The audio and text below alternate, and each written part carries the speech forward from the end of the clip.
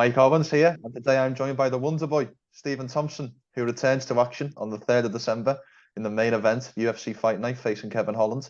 Stephen, always a pleasure. How are things with you today?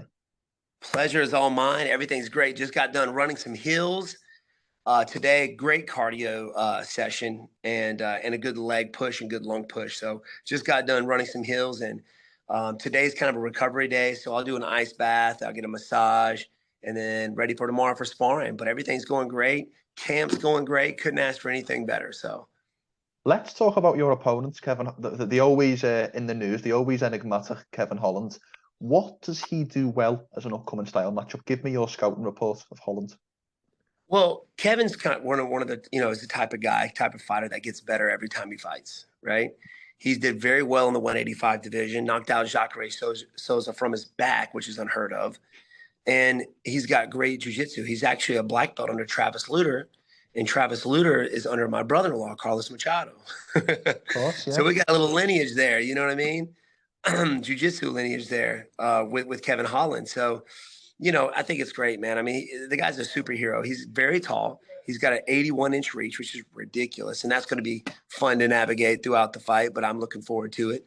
But he's got a mean right hand. He's not afraid to switch sides, which throws a lot of fighters off. But I think it's a great matchup for me. With my movement, I think it's going to be a very challenging fight. And just it's just one for the fans as well.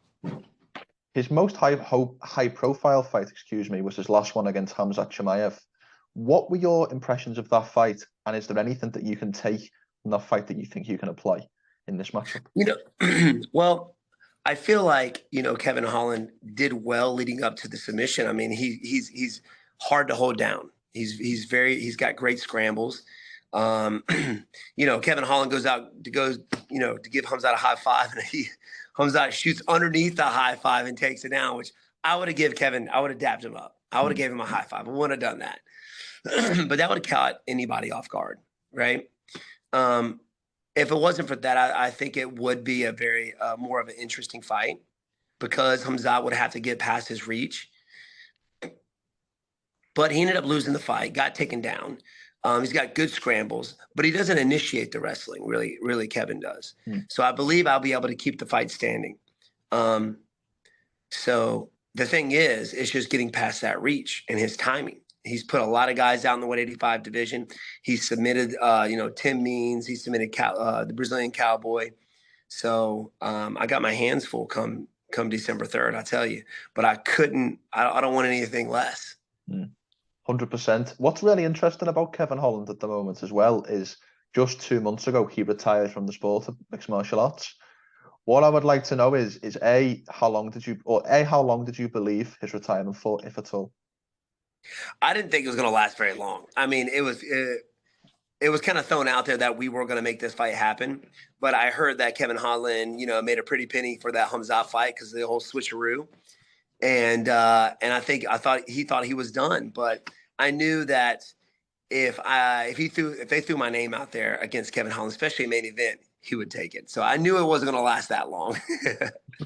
What's also very interesting about this fight, and probably a negative in many ways, is it's the first main event after Thanksgiving, which obviously is a massive sacrifice for you guys, given that you maybe can't pile the weight on since it's about a 10-day turnaround.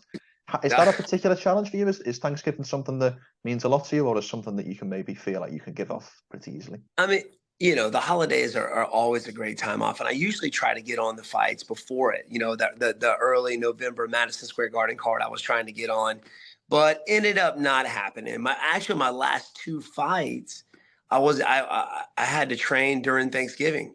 I couldn't have my delicious Thanksgiving meal, but that's okay because the ladies in my family are excited about making a Thanksgiving dinner for me after the fight. So, it's not all frowns here. So, I mean, I've been fighting for a very long time, and there's been many times where I had to train on vacation. We took mats, having to train in parking garages and stuff like that. So it's not new for me, but it is kind of rough when you're sitting there around the family and everybody's got this massive plate of turkey and mac and cheese. And I'm sitting there just kind of eating my own little, turkey meat or whatever it is, But it's all good though. It's all good because I know that come December 3rd, I'm going to have my hand raised and it's going to be worth it. 100%.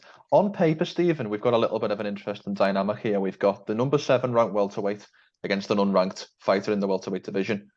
What I'd like to know is what's the biggest thing you feel like you gain from a win over Kevin Holland? Well, Kevin Holland has a name. You know, he did very, like I said, very well in the 185 division. And if he's not ranked yet in the 170 division, he will be very soon. He's faced some really good guys in this division, and he's a very exciting fighter and a great stand-up fighter. And it just makes sense because I know the UFC is trying to push somebody like Kevin because he's got a great personality. The guy's a superhero, man. He's like saving people's lives and people from getting mugged. It's crazy. And I've always wanted to be a superhero, so I'm jealous. But, you know, just getting a good win. And really, this fight, even though it really doesn't do anything for me to work my way up, it's just a great fight that the fans that have been wanting from me for a long time. My last 2 fights, fans weren't very happy with it. I understand. You know, the guys felt like they had to just take me down and hold me there to win the fight. And, you know, I got some things I got to go back and work on. But, you know, when people think of Stephen Wonderboy Thompson, they want to see a striking game, right? They want to see somebody go out there and strike. And when I have guys like that, Vicente Luque and Jeff Neal, and we get fight of the night, you know, we get those bonuses. So I think this one's just definitely for the fans for sure. You mentioned there about this fight maybe not being a fight that's going to catapult you up the rankings. With that being said, is that a primary concern of yours now, getting to the top of this division, or are you more in a place where you're after the right name to make the right essential super fight, if you like?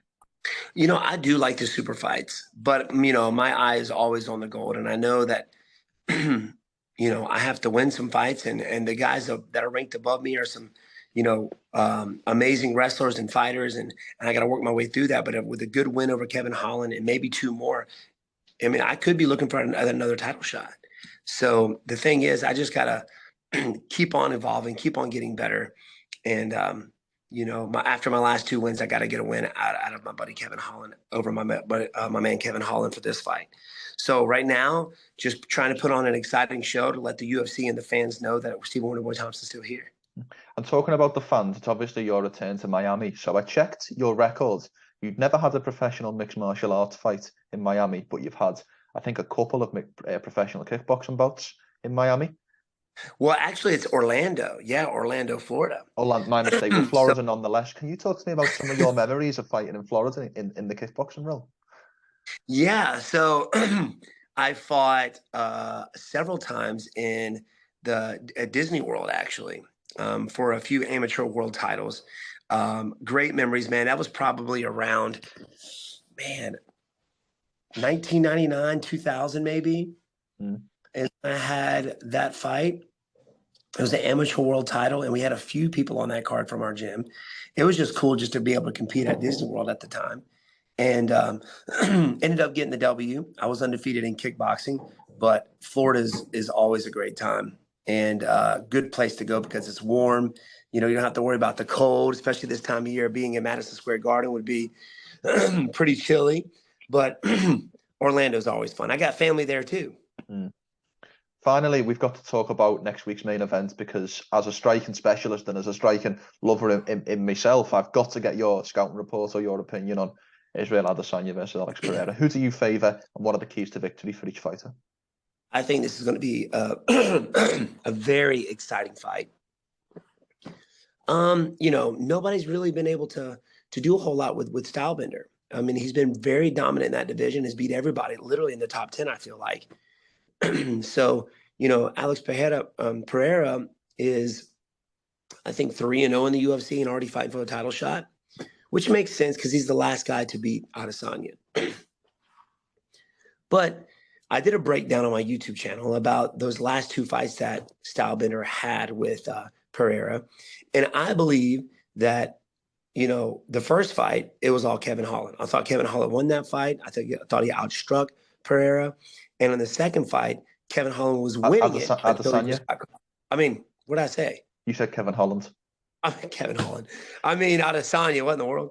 You can tell he's up here. He's on the brain. That's right. Stylebender won the first fight, but they gave it to Pereira. I think it was some kind of Chinese promotion. The second time they fought, I feel like Stylebender was winning the fight until he just got knocked out. So with that said, that was a striking. But in MMA, I feel like, Stylebender has more in his arsenal and can mix up things here and there to help him with the striking game to out-counter Pereira. The only thing that Kevin's got to watch out, Stylebender's got to watch out for is Pereira's left hook. He's got a mean left hook. He's knocked out a lot of guys with that left hook. So I think Stylebender has more in his arsenal to defeat Alex Pereira. 100%. Well, of course, the focus is not on UFC 281 for you. It's on your return to action against Kevin Holland, not against Israel Adesanya, against Kevin Holland on the 3rd of December. Stephen, thank you so much for your time. It's always a pleasure. If you would like to finish by shouting out any sponsors or social media, the floor is yours for the last word. Well, I want to thank you, my friend, for having me on. Always a pleasure. And if you guys can follow me on social media, Twitter, on Instagram at Wonderboy MMA, Facebook, Stephen Wonderboy Thompson, and go check out the YouTube channel, Stephen Wonderboy Thompson with me and Sweet Tea. So thanks for having me, my friend.